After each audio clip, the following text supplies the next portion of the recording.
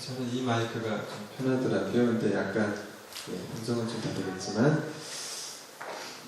이야기를 하나 들려드리려고 합니다. 아라비아에서 온 12명의 사람들이 전시회, 프랑스에서 전시회에 참여하기 위해서 아라비아 대표로 12명의 사람들이 프랑스로 왔다고 합니다. 근데 이 사람들이 물이 귀한 나라잖아요. 그래서 전시회에 왔는데 전시회에 따위는 관심도 없이 호텔 안에 있는 목욕탕에서 맨날 놀고 있는 거예요. 뭘 하고 놀고 있나 보더니 목욕탕에서 물 틀어놓고 막 잔치를 벌이고 있는, 파티가 날마다 벌어지는 겁니다. 그래서 물이 귀한 나라에서 왔으니까 그러려니 그랬는데 마지막 날, 그렇게 이제 마지막 날이 돼서 공항에서 이제 떠나야 되는데 아직까지 이 사람들이 안 나오고 있는 거예요. 그래서 사람을 불러서 이 사람들이 뭘 하고 있나 가서 불러와라. 그래서 가봤더니 이 사람들이 다 화장실에 모여가지고 뭘 하고 있었을까요? 낑낑대면서 수도꼭지를 떼려고 막 낑낑대고 있는 거예요. 그래서 그걸 왜 떼려고 그러냐. 이거 아라비아에 이것도 있어야 된다. 아라비아에 이거 하나 꽂으면 거기서도 물이 펄펄 나오게 하면 얼마나 좋겠냐. 그래서 수도꼭지를 뜯어가려고 뜯고 있는 겁니다. 그 사람들은 수도꼭지 자체에서 물이 나오고 있다고 생각한 겁니다. 어떻게 보면 맞죠. 수도꼭지를 통해서 나온 거니까. 근데 그 사람들은 수도꼭지 밑에 있는 거대한 메커니즘을 큰 저수지, 공급원이 따로 있다는 것을 알지 못한 거죠. 그러니까 눈에 보이는 것을 의지하는 겁니다. 신앙생활하면서 많은 경우에 우리도 이런 원리에 적용될 때가 있습니다. 그러니까 거대한 메커니즘, 우리 속에서 역사하시는 분은 하나님이시죠. 믿으십니까? 교회의 머리가 되시는 분은 하나님이시죠. 그래서 교회 안에서 또 우리 개인적인 삶을 봐도 내 안에서 뭔가 선한 것이 나왔다면 그거는 하나님께로부터 나온 겁니다. 왜냐하면 하나님이 선하신 분이시니까. 그럼 제 안에서 악한 게 나오면 저한테 나온 겁니다. 제가 악한 존재이기 때문에 그렇죠? 그리고 생각하면 아주 심플합니다. 좋은 게 나와서 칭찬을 받을 때 제가 아니라 하나님께로부터 나온 겁니다. 하나님께 영광을 돌리면 되는 겁니다. 잘못돼서 혼날 일이 있으면 제가 혼나면 되는 거겠죠? 그래서 혼낼 생각을 좀 하고 계신 것 같아요. 그런데 많은 경우에 우리는 눈에 보이는 사람을 의식하고 사람에게 제한받을 때가 많다는 겁니다. 근데 저희뿐만이 아니라 성경에 있는 많은 사람들도 마찬가지였다는 거죠. 여러분 출애굽기 20장에 보시면 모세가 하나님의 산에서 시내산에서 율법을 받는 장면이 나옵니다. 근데 모세가 율법을 받고 있는 동안에 40일 동안 하나님 앞에 서서 율법을 받고 있는 동안에 출애굽기 32장에 보면 이스라엘 백성들은 뭘 하고 있었는가? 이스라엘 백성들은 뭘 하고 있었지요? 기도로 40일 금식 기도하면서 새벽 기도를 하고 있었는가? 산수막교회 교인분들은 그렇게 하고 계시는데 이스라엘 백성들은 40일 동안 인도자가 없는 겁니다. 그러면서 금송아지를 만들고 있죠. 이것은 굉장히 아이러니입니다. 하나님이 당신의 백성들에게 계명을 주시는 그 순간에 백성들은 뭐하고 있는가? 금송아지를 만들고 있더라는 것입니다. 이것이 백성들의 현실이라는 것입니다. 근데 그들이 금송아지를 만들기 전에 이유를 대는데 뭐라고 이유를 대냐면 아론에게 이렇게 얘기하죠. 모세 곧 우리를 애굽 땅에서 인도하여 낸 그 사람은 어찌 된 일이냐. 왜 40일 동안 보이지 않냐. 불안한 겁니다. 여기서 그들이 말하는 말 내용에는 잘못된 부분이 있죠. 뭐냐면 우리를 애굽에서 인도한 사람은 어찌 됐냐. 근데 궁극적으로 보면 애굽에서 그들을 인도한 존재는 모세가 아니지요. 모세는 그냥 인도자였을 뿐이고 하나님의 손가락이었을 뿐이고 하나님의 막대기였을 뿐입니다. 말하자면 수도꼭지였을 뿐입니다. 그러나 그 모세를 들어서 이스라엘 백성들을 구출해내시고 인도하여 내신 이는 여호와 하나님이셨죠. 그런데 그 이스라엘 백성들은 모세가 없었으니까 불안한 겁니다. 그래서 눈에 보이는 하나님을 만들어낸 겁니다. 우상을 섬기려고 만든 게 아니라 하나님이라고 만든 것을 금송아지로 만들어낸 겁니다. 보이지 않는 하나님, 하나님께서 계명, 두 번째 계명에 조각을, 형상을 만들지 말라. 근데 그 계명을 알지 못했던 그 사람들이 보이는 하나님을 만든 겁니다. 그게 금송아지였습니다. 여러분, 교회에서 사람 굉장히 중요하죠. 우리 한 사람 한 사람은 그리스도의 지체이기 때문에 우리를 통해서 예수 그리스도의 어떤 선한 것이 흘러가기 때문에 우리는 중요한 존재입니다. 그러나 그럼에도 불구하고 사람, 직분자, 특별히 리더십 중요하죠. 특별히 담임 목사님 중요하십니다. 그 십자가가 더 큰 거지요. 그러나 우리가 기본적으로 이해하고 알아야 될 것은 뭐냐면 직분자, 담임 목회자, 사역자 중요합니다. 그러나 그럼에도 불구하고 우리가 기억해야 될 것은 그들은 수도꼭지라는 것입니다. 그들을 통해서 역사하시는 하나님께서 그들을 흘러서 역사하시는 것이지 그들이 무언가를 하는 것이 아니라는 것입니다. 많은 분들이 사람 자랑하지요. 여러분 참 신기한 게 뭐냐면 사람 자랑하시는 분이 결국 사람을 비판하더라고요. 왜냐하면 처음 시작이 잘못됐기 때문에 그렇습니다. 신앙생활을 어떤 사람 때문에 시작할 수 있습니다. 누가 좋아서 저 목사님이 얼굴만 봐도 은혜가 된다. 목사님이 얼굴 좋아서 아니면 목소리가 좋아서 아니면 다른 돈이 많아서 여러 가지 인간적인 이유를 가지고 교회에 나올 수 있습니다. 아니면 옆집 아저씨가 나한테 너무 잘해줘서 교회에 나올 수 있습니다. 그게 좋은 시작일 수 있습니다. 그러나 그것은 시작일 뿐입니다. 어느 순간이 될 때 그분은 우리의 신앙의 장애물이 될 수 있습니다. 왜? 우리는 연약하기 때문에 그렇습니다. 우리는 주님이 아니기 때문에, 우리는 진리가 아니기 때문에, 우리는 우리가 전도한 그 영혼을 책임질 수 있는 사람들이 아니기 때문에 그렇습니다. 사람 때문에 교회 온 사람들은 항상 사람 때문에 교회에 나갈 가능성을 가지고 있는 겁니다. 그렇다면 뭘 얘기하려고 하는 걸까요? 궁극적으로 우리가 신앙생활하는 것은 사람 때문에 하는 게 아니라는 것입니다. 주님 때문에 하는 것입니다. 그런 거 믿으십니까? 믿으십니까? 근데 혹시 제가 실수를 많이 하더라도 이런 인간도 하나님 쓰시는구나, 그럼 나도 쓰시겠지 그러면서 교회 나오시면 되는 겁니다. 할렐루야. 여러분 교회 사역자들을 위해서 기도해 주셔야 됩니다. 하나님의 좋은 수도꼭지가 될 수 있도록. 수도꼭지가 녹이 슬면 녹이 같이 흘러가거든요. 오늘 요한복음에서 최초의 예수님의 말씀이 기록된 장면입니다. 최초는 항상 의미가 있죠. 예수님의 요한복음에서는 처음 무슨 말씀을 하셨다는 것을 사도 요한이 기록했을까? 38절 말씀에 보시면 예수께서 돌이켜 그 좇는 것을 보시고 물어 가라사대. 예수님이 그 무리를 향해서 이렇게 질문을 하나 던지시는 겁니다. 너희가 무엇을 구하느냐? 쉽게 얘기하면 이겁니다. 예수님을 따라오고 있는데 무엇 때문에 나를 따라오느냐? 뭘 원하느냐? 중요하죠? 어떤 선교사님, 제가 말씀드린 것 같은데 어떤 선교사님이 간증을 하시는데 본인이 어렸을 때 교회 몇 번 나왔다. 계시를 받아서 교회에 나왔다. 초등학교 때는 성탄절날 계시가 임했는데 교회 가면 먹을 거 준다. 나는 계시가 임해가지고 교회 가서 먹을 거 받아먹고 먹을 거 안 주니까 그 다음부터는 교회 안 나갔다. 중고등 청소년 시절에 또 계시가 임하더라는 거예요. 교회 가면 예쁜 여자애들 많다. 그래서 그 계시를 따라 교회 왔는데 예쁜 여자가 없었다. 그러니까 이유가 있는 겁니다. 결혼 정량에 있는 청년들은 저희 교회 같이 조그만 교회보다 큰 교회, 뭔가 좀 많은 사람들이 있는 교회에 가는 사람들이 있습니다. 왜냐하면 결혼 상대자를 구하기 위해서. 세상에서 나랑 노는 사람들은 뻔하니까 놀 때 괜찮은데 결혼 상대자는 별로다. 그러니까 자기도 안 다니는 교회에 나와가지고 결혼 상대자를 물색하는, 예배 중에서 하나님을 의지하고 하나님을 찾고 오게 아니라 배우자를 찾고 있는 사람들이 있을 수 있다는 겁니다. 동기가 다르다는 거죠.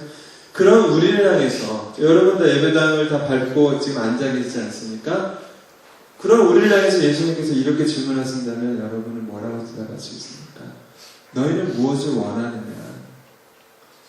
요한복음 6장에 보시면 오병이어 사건이 나오죠. 예수님이 떡을 주신다, 빵을 주신다라는 이 사건을 통해서 많은 사람들이 허다한 무리가 예수님을 따랐다고 그랬습니다. 성경에는 무리가 나옵니다. 예수님 주위에는 항상 무리가 있었습니다. 제가 언제가 말씀드렸지만 무리는 항상 물의를 일으킬 가능성이 많은 사람입니다.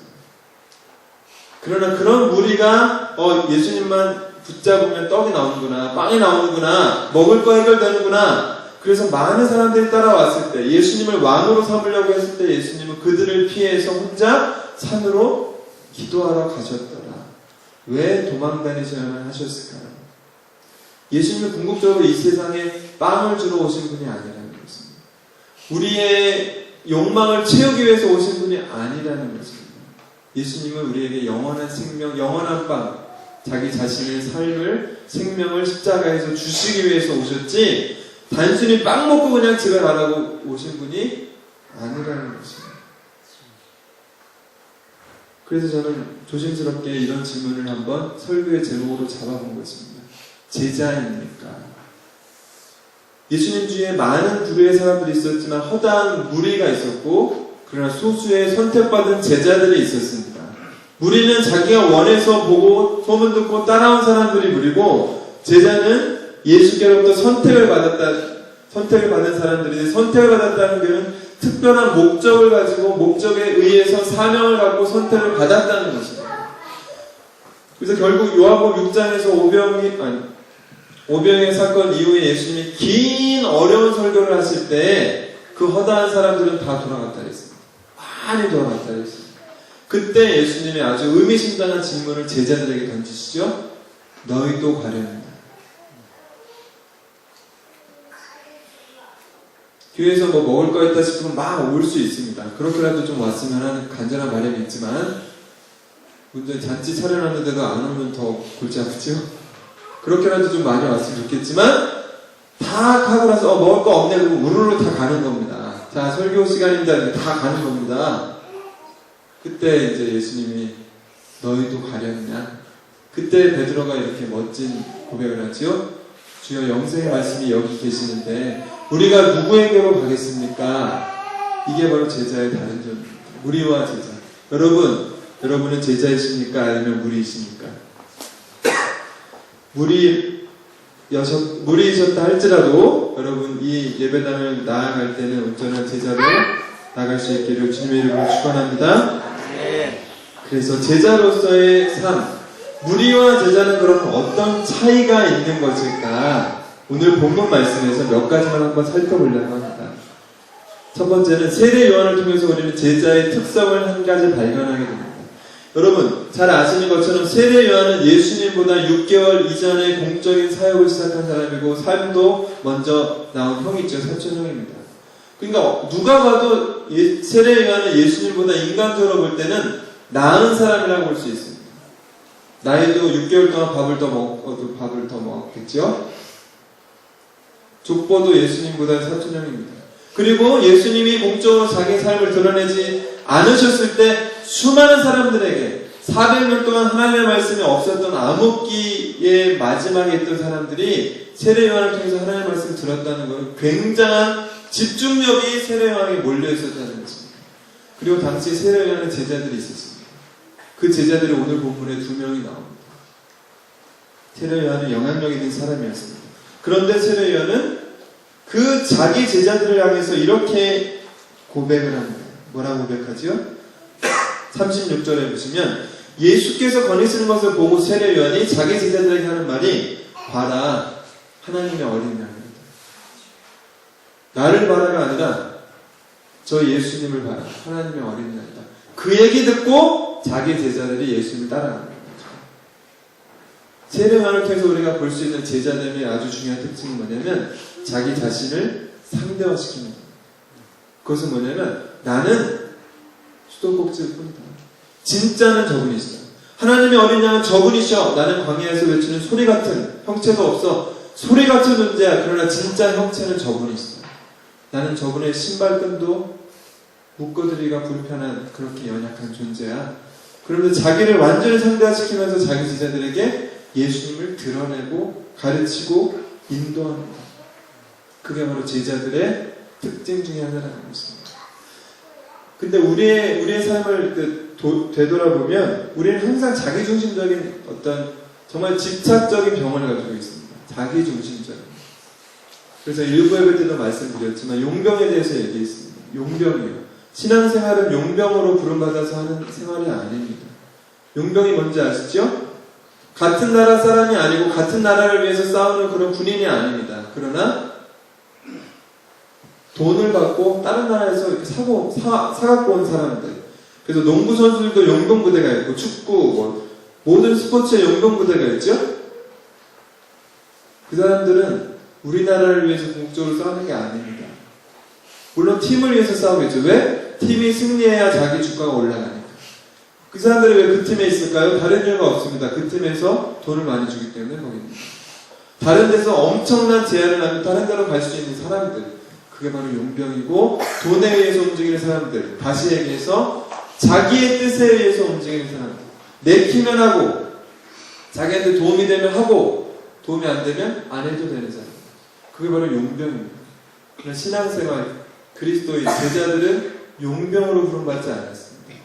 제자로 부름받았다는 것은 내가 아니라 주님께서 나를 선택하셨고, 내게 유익이 되지 않다 할지라도 이것이 주님이 원하시고 주님의 뜻이라면 자기를 상대화시키고 자기의 욕망을 굴복하고 주님의 뒤를 따라갈 수 있게 된 사람들이 제자라는 것입니다. 우리는 왜 우리 자신을 신뢰하면 안 될까요? 우리는 왜 우리 자신을 모든 삶의 기준으로 두면 안 될까요? 우리는 그렇게 연습되어 왔습니다. 살면서 우리 삶이 우리가 스스로 주관하지 않으면 다른 사람이 컨트롤할 거다. 너희가 너희 삶을 주관해야 된다라고 우리는 그렇게 배워왔습니다. 그러나 신앙생활은 그렇게 하는 게 아니죠. 제자로서의 삶은 주님께서 나를 컨트롤하실 수 있도록 나를 상대화시키는 것이, 다시 얘기하면 자기를 부인하는 것이 모든 것의 시작이라는 것입니다. 근데 이것처럼 어려운 것이 없죠. 우리가 우리 자신을 신뢰하지 않아야 되는 이유는 우리는 그렇게 믿을 존재가 아니기 때문에 그렇습니다. 우리가 보고 있지만 우리는 제대로 보지 못하고 있고요. 우리가 알고 있다고 생각하지만 우리는 제대로 알고 있지 않기 때문에 그렇습니다. 여러분 혹시 영화 좋아하십니까? 애니메이션? 저희 애들은 오늘도 저한테 미션을 줬는데 애니메이션 하나 가져와요. 다운받아. 여러분들 애니메이션을 보면 애니메이션이 막 움직이잖아요. 근데 그거 아십니까? 사실 애니메이션이 움직이는 게 아니죠. 만화 영화가 이렇게 움직이는 게 아니라 움직이는 것처럼 보일 뿐이죠. 사실은 움직이는 게 아닙니다. 이해하십니까? 그거를 빨리 휙 해서 움직이는 것처럼 보이지만 사실은 그거 자체가 움직이는 게 아니라는 겁니다. 우리가 시각적인 착오를 일으키는 거죠. 우리가 자연적인 어떤 이성을 가지고 생각하면 태양이 동쪽에 있었다가 서쪽으로 지는 게 맞는 거죠. 그러나 그렇지 않죠. 현실은 태양이 지구를 도는 게 아니라 지구가 태양주를 도는 겁니다. 우리는 그것을 느끼지 못합니다. 그렇기 때문에 우리가 보고 있는 것이 진리라고 생각하지요. 그러니까 우리는 우리 자신을 믿어서는 안 되는 거죠. 우리가 컨디션이 안 좋으면 저 사람 딱 봤을 때 저 사람 별로 나쁜 사람 같이 보이고 믿음이 없는 사람처럼 보이지만 그건 어떻게 보면 내 컨디션에 따라 그 사람이 해석한 것일 수 있다는 것입니다. 걸프전 당시에 유엔 연합군이 굉장히 큰 실수한 것이 있는데요. 그게 뭐냐면 이라크의 한 대피소라는 전쟁의 어떤 피해자들, 부녀자들이 거기 모여서 대피해 있는 사람, 이라크와 싸우고 있을 때 많은 그 부녀자들이 거기서 대피하고 있는 대피소를 유엔 연합군이 지하 벙커로 착각을 하는 겁니다. 무기 창고로 착각을 한 겁니다. 그래서 거기에 미사일을 발사해서 거기 안에 있는 사람들이 다 죽었죠. 그래서 지금도 이라크에 있는 사람들 그 지역을 보존해서 혈흔들, 그 지역 벽에만 붙어있는 눈, 세포, 조가 이런 혈흔들을 그대로 보관하는 거예요. 그러면서 기억하라. 사람들의 교육을 시킵니다. 그건 전쟁이 그렇게 만들면 참사지만 거기서 우리가 다시 한번 깨달아야 될 것은 제대로 못 본다는 것입니다. 연합군이 그것이 대피소로 알았다면 공격을 했을까요? 근데 한 사람의 착오가 엄청난 희생자를 낸 것입니다. 그래서 우리는 우리 자신을 신뢰하면 안 되는 겁니다. 그래서 세례위안을 통해서 우리가 제자로서 배워야 될 한 가지는 자기 자신을 상대화시키는 겁니다. 여러분, 부모님들은 좀 이런 특권과 권한이 있다고 생각하시잖아요. 적어도 내 자식들에게만큼은 내가 영향을 행사할 수 있다. 야, 뭐해 저해. 부모님들의 어떤 그런 힘이 있잖아요. 뭔가 애들보다 힘이 있고 연륜이 있으니까 내 자식이 내 자식이라고 생각합니다. 그래, 그것도 사실은 사실이 아니죠. 내 자식이 아니라 하나님의 자식입니다. 하나님이 주신 자식들입니다. 그래서 부모의 역할은, 유대인의 탈무드 나오지만 부모의 역할은 자식이 하나님을 경험하기 전까지 하나님의 대리자 역할을 하는 게 부모의 역할입니다. 그래서 하나님 아버지를 만날 수 있도록 육신의 아버지는 하나님 아버지를 가르치는 것이 대리자의 역할이라는 것입니다. 우리가 예를 들어서 하나님은 뭐가 없어. 나만 따라. 넌 내 자식이야. 내가 너한테 쏟은 게 얼만데. 이런 식으로 우리가 오버하는 순간에 우리는 그 아이에게 굉장히 부정적인 악 영향을 끼치고 있는 것입니다. 부모 관계만 그럴까요? 인간관계도 마찬가지입니다. 제가 굉장히 어리지만 그 필리핀이나 중국에서 이렇게 제자 성경 공부를 많이 했어요. 많이 했는데 제자 성경 공부하면 굉장히 애착심 생기거든요. 서로를 향해서 끈적끈적한 애착심 생깁니다. 그래서 이분 미장원 하시는 집사님 그 가정에 어떤 고난이 있고 눈물이 있고 슬픔이 있는지를 다 듣습니다. 그래서 어떤 관계 형성이 생기냐면 담임 목사님보다 이분이 저와의 애착관계가 더 깊어지는 거예요. 그래서 제가 첫 시간부터 얘기했습니다. 제자반에서 제자는 최 목사의 제자가 아니라 예수님의 제자라고. 그래서 여러분은 저를 통해서 예수님을 발견하시고 저를 밟으시고 예수님께 나아가셔야 맞는 거라고. 근데 많은 경우에 제자반을 딱 거치면 이분 제 제자였어요. 얘 20년 전에 내 주일학교에서 가르친 내 제자야. 그렇게 함으로써 이분이 20년 후에 굉장히 훌륭한 사람이 됐음에도 불구하고 이 사람을 나의 제자로 확 축소시키는 겁니다. 그 사람을 영혼을 딱 얽어매는 거죠. 놔줘야 됩니다. 세례요한처럼 봐라. 하나님의 어린 양이다.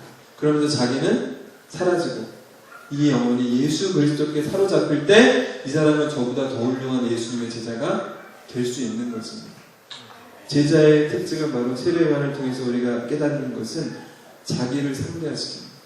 그럼 두 번째는 세례요한의 제자들은 그 스승의 그 제자들이에요. 이 제자들은 어떤 행동을 하냐면 37절에 보시면 37절에 스승의 말을 듣고 예수님을 따라갑니다.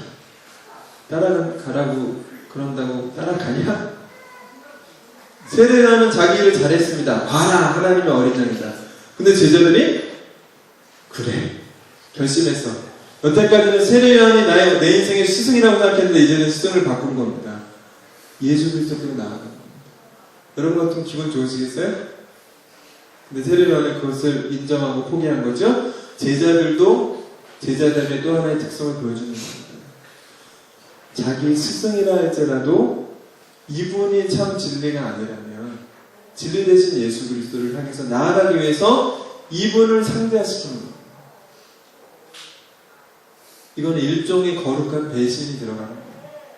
여러분이 마피아 세계의 한 조직의 손과 발이라고 생각해 보십시오. 조직의 보스가 여러분을 너무너무 좋아하고 여러분의 평생을 책임진다고 그랬습니다. 근데 조직에서 아주 안정감을 누리게 잘 살고 있는데 깍두기 분들과 같이 잘 살고 있는데 어느 날 예수 그리스도를 만났습니다. 그 삶이 하나님이 원하시는 삶이 아니라는 걸 깨닫게 하십니다. 이제 주님의 제자로 마피아의 일원으로가 아니라 이제는 주님의 제자로 살고 싶습니다. 그렇게 하려면 어떻게 되겠을까요? 피로 맹세했던 마피아의 언약을 대신해야 되죠. 그리고 이제 주님의 피로 제자로서 주님께 결속되는 이 거룩한 결합이 있기 위해서 마피아를 배신해야 되는 거죠. 그런 종류의 배신만 있죠. 여러분, 이 세상에는 좋은 것들이 많이 있습니다. 서로 사랑하는 부부의 관계 좋은 거 많죠. 우정, 의리 좋습니다. 애국 좋습니다. 거짓말 안 하는 거 좋습니다. 그러나 여러분, 그 모든 좋은 것들은 더 좋은 것 그리고 가장 좋은 것에 적이 될 수가 있습니다. 제가 굉장히 좋아했던 제 친구 중에 한 친구가 MBC 기자인 친구가 있어요. 저는 기자인지 몰랐는데 TV 보고 알았어요. 많이 보냈대? 걔가 어렸을 때 장학 퀴즈 나오고 막 굉장히 똑똑한 친구였어요. 서울대 나오고 MBC 기자를 하고 있는데, 근데 그 친구를 제가 30대 초반에 동네에서 살았으니까 전철에서 다시 만난 거예요. 오랜만에. 근데 만났는데 거의 할아버지처럼 너무 폭삭 늙은 거예요. 30대 초반인데 아직 결혼도 안 했다고. 저한테 뭐 여자 좀 소개시켜달라고. MBC 기자는 별로 느낌이 안 오고 굉장히 초라해 보이는 거예요. 그래서 제가 이 친구 불쌍한 마음으로 복음을 전했습니다. 전체에서 사역을 통해서 복음을 전했고 이 친구가 굉장히 긍정적인 대답을 했어요. 예수님 너무 좋은 분인 것 같다. 네가 지금 얘기해준 거 다 내가 인정한다. 그럼 이제 교회만 나가면 되잖아요. 예수님 영접하고 교회만 가면 되잖아요. 근데 한 가지 장애물이 있는 겁니다. 뭐냐면 이 친구가 굉장히 효자거든요. 너무너무 착해요. 근데 효자인데 어머님이 절실한 불교 신자인 겁니다. 그래서 이 친구가 하는 말이 되게 미안한데 우리 어머님이 지금 몸도 안 좋으신데 불교 신자다.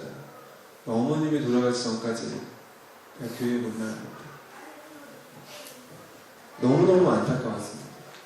이 효자인 거 중요하죠. 그러나 더 중요한 게 있잖아요. 구원 받아야죠. 본인이 구원받고 본인이 천국 가야죠. 그래야지 이 친구가 어머니까지 천국으로 인도할 수 있는 그런 인도자가 될 수 있지 않겠습니까? 근데 그 친구의 최종적인 장애물은 효라는 거예요. 의리요? 좋지요. 그러나 의리가 진리의 장애물이 될 수 있습니다. 애국이요? 애국도 마찬가지입니다.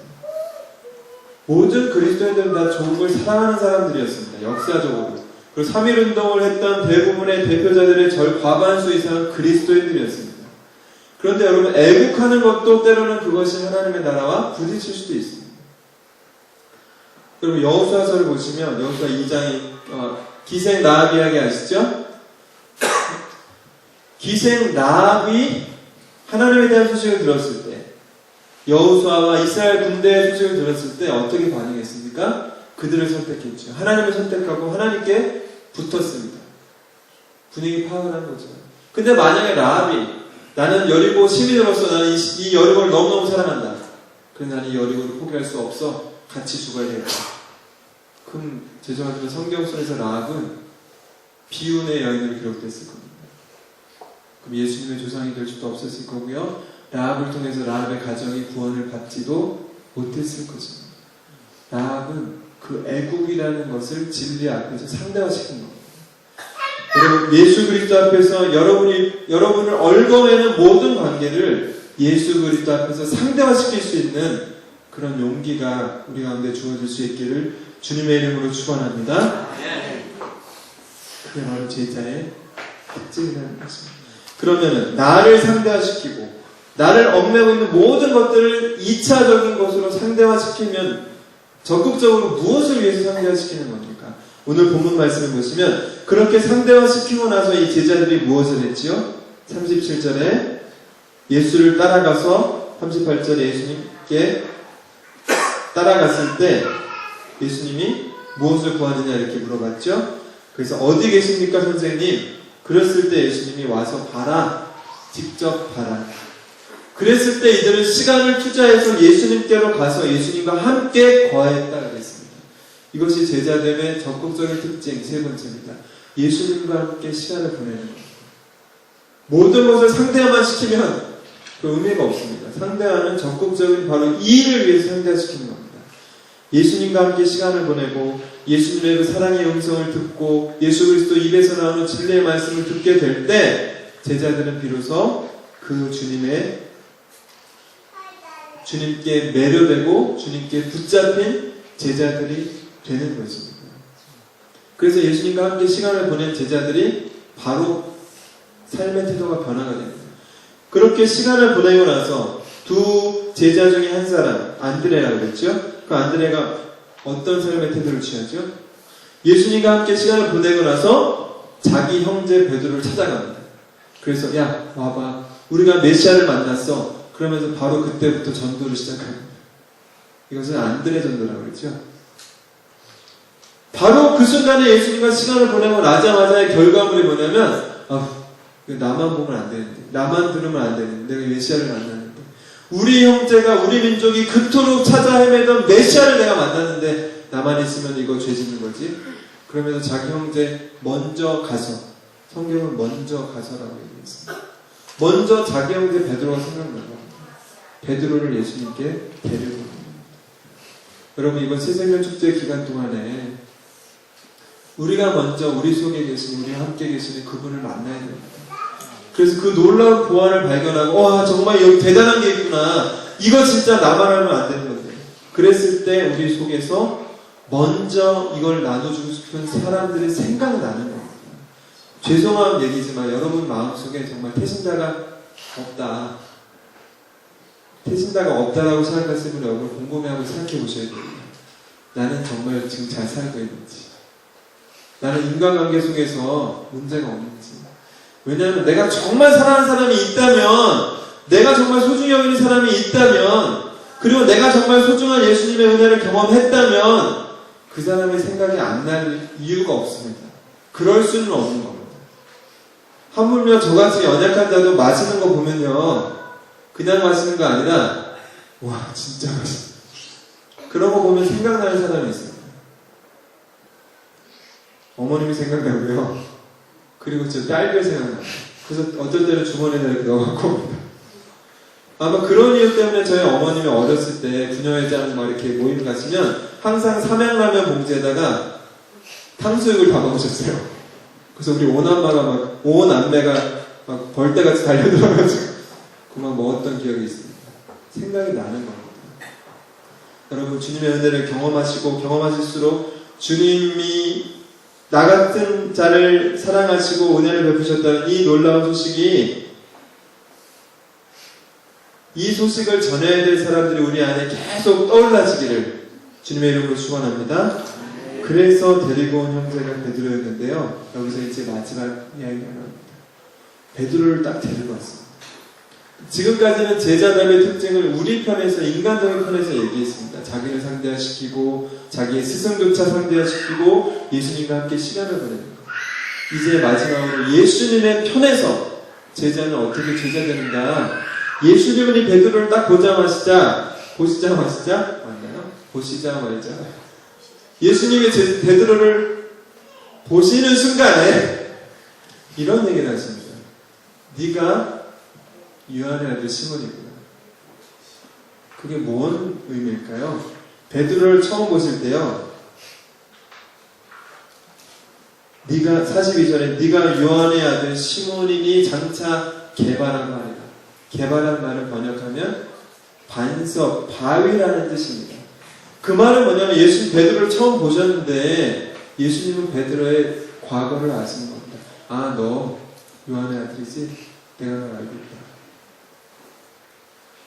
우리가 예수님 앞에 처음 나갔을 때조차도 예수님은 너 누구 아들이지? 내가 널 알고 있어.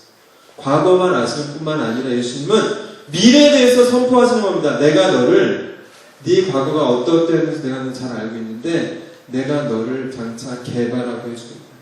내가 너를 반성이라고 해주겠다. 여러분, 제자가 제자 될 수 있는 거는 우리는 설교를 듣기 전에도 그랬고 설교를 듣고 나서도 큰 변화가 없을 수 있습니다. 그러나 그럼에도 불구하고 우리가 오직 진리 되신 예수 그리스도의 그 생명력 가운데 붙어있기만 한다면 그 주님께서 아주 훌륭한 석공이 돌을 딱 보면 이 돌 안에서 그림을 딱 갖고 계시잖아요. 돌을 보면서 내가 이 돌을 어떻게 조각해야 될지 그림을 갖고 있는 겁니다. 그게 진정한 훌륭한 석공이죠. 그런 것처럼 예수님이 우리 인생을 딱 보실 때 네가 누구지만 그러나 나는 요동하지 않는 교회의 반석과 같은 존재로 내가 너를 불러주겠다, 그렇게 만들어주겠다, 그렇게 새 이름을 주시는 것입니다. 그렇기 때문에 우리가 온전한 제자로 이 길을 계속 걸어갈 수 있는 거죠. 제가 마지막으로 얘기 하나 해드릴게요. 어떤 초보 전도사님이, 여러분 이 앞에서 설교하는 거 쉬울까요? 어려울까요? 잘 모르겠다 싶으시면 다음 주에 한번 트라이 해보십시오. 저는 사실 이렇게 성격이 이렇게 막 앞에 나와서 말하고 이런 스타일이 전혀 아니거든요. 저의 25년 전 모습을 보시면 저는 사람들 앞에 딱 서기만 하면 얼굴이 빨개지는 사람이에요. 그래서 사람들이 저를 쳐다보면 얼굴이 빨개지는 그런 소극적인 사람이거든요. 전혀 못 믿겠다는 표정이 있어요. 그래서 제가 안경을 쓰고 싶었던 게, 안경이라도 하나 걸치면 뭐 하나 벽이 하나 있으니까 좀 이 부담감이 좀 덜해지는 것 같아서 제가 어렸을 때 안경을 제가 사달라는 적이 있어요. 그렇게 소극적인 사람이었어요. 어쨌든 저만큼이나 소극적인 전도사님이셨는데, 전도사님이니까 유년부, 유치부, 유아부 이렇게 사역을 하고 계시잖아요. 그래서 작년 설교를 할 기회가 별로 없거든요. 근데 이분이 갑자기 교회에서 작년 설교를 시키신 거예요. 그래서 작년 설교를 맡게 됐는데 너무 부담감이 되는 거예요. 너무 부담스러워서 막 기도를 해도 이 부담감이 안 없어져서 기도하면서 동네에 아주 저기 유명한 설교가가 있는 교회에 찾아갔습니다. 설교를 먼저 배워보려고. 그래서 그 교회를 딱 갔는데 그 목사님이 아주 여유로운 표정으로 이렇게 설교를 시작하시는 거예요. 근데 좀 충격적인 말로 설교를 시작하시는 거예요. 제 얘기 아닙니다. 이분 설교입니다. 여러분, 제가 이제까지 안아보았던 여자 중에 가장 가슴이 따뜻한 여자는 다른 남자애 아니었습니다. 이게 뭔 소리냐? 제가 여태까지 안아보았던 여자 중에 가장 가슴이 따뜻한 여자는 다른 남자애 아니었습니다. 이게 너무 황당하잖아요. 그게 갑자기 교회 분위기가 싸늘해지면서 썰렁해지고 이 전도사님들이 이게 무슨 얘기야? 그러면서 귀를 쫑긋하면서 들은 겁니다. 그랬더니 바로 두 번째 멘트가 그런데 그 여자는 바로 저희 어머니이십니다. 아직도 이해가 안 가죠? 예, 그래서 이 분위기가 갑자기 이렇게 화사해지면서 그러면서 이게 오프닝 말하자면 아이스 브레이크처럼 우리의 마음을 열어주는 그런 좋은 예화가 된 거예요. 그래서 이거구나. 설교는 이렇게 해야 되는 거구나. 그러면서 이거를 이제 외워가지고 나도 해야지. 그래서 본인 설교를 딱 하려고 준비를 했습니다. 설교 시간이 됐습니다. 근데 이분은 참고로 이제 결혼을 안 한 전도사님이세요. 설교 시간에 대해서 설교를 하려고 단상에 올라가셔서 준비된 멘트를 날렸습니다. 여러분, 제가 이제까지 안아보았던 여자 중에 가장 가슴이 따뜻한 여자는 다른 사람이 아니었습니다. 그때 갑자기 어떤 권사님이 거품을 흘려서 막 쓰러지시고 갑자기 너무 막 엄청난 이 분위기가 쌓여지면서 결혼도 하는 전도사가 무슨 얘기냐면서 다들 막 어이없다는 표정으로 황당한 거예요. 그랬더니 이분이 너무 당황을 해가지고 다음 말이 생각이 안 나요. 그러면서 뭐를 그러면서 그러다가 나중에 할 수 없이 끝내야 되니까. 그런데 그 여자가 누군지 생각이 나지 않습니다. 그리고 끝냈다는. 이분이 교회에서 쫓겨났을까요? 안 났을까요? 네, 담임 목사님이 그 모든 과정을 잘 아셨기 때문에 너그러이 봐주셨고 그분은 지금 좋은 사역자로 세워져 계시다는 이야기를 보았습니다. 예. 잘해서 제자 시작한 사람은 아무도 없죠. 끝없이 제가 아까 기도에도 고백했지만 부모가 자녀 인간 만들기 위해서 물론 부모인 우리도 인간이 되고 있는 과정이지만 그래도 나는 못했지만 얘만큼은 좀 사람 되라고 막 그러잖아요. 그러면서 얼마나 많이 용서하고 얼마나 많이 인내하고 똥기저귀도 얼마나 많이 갈아주고 그렇지요? 또 죄송하다고 와서 그러면 또 용서해주고 수없이 반복하지요. 그렇게 용서와 끝없는 사랑을 먹어야지 이 영혼이 조금씩 온전한 인격으로 반응하면서 자라나는 거죠. 그것처럼 주님은 시몬이라는 말은 사막이요, 광야 같은 그런 의미입니다. 시몬이라는 말. 그런데 주님은 시몬, 사막과 같이 황폐한 우리 인생을 불러주시고 우리 인생을 받아주시고 십자가 안에서 용납해주시고 오래 참아주시고 그러나 나는 너를 개바로 만들어주겠다. 그렇게 삼아주시기 때문에 우리가 제자 노릇을 할 수 있고 계속 하게 되는 것입니다. 여러분, 사막과 같이 황폐한 우리 인생을 찾아오시고 우리를 친구로 제자로 부르신 그 주님께서 저와 여러분을 하나님 나라의 반석과 같은 그런 아름답고 굳건한 제자로 세워주시기를 그리고 그 주님께 꼭 붙어 계시기를 주님의 이름으로 축원합니다. 같이 기도했으면 좋겠습니다.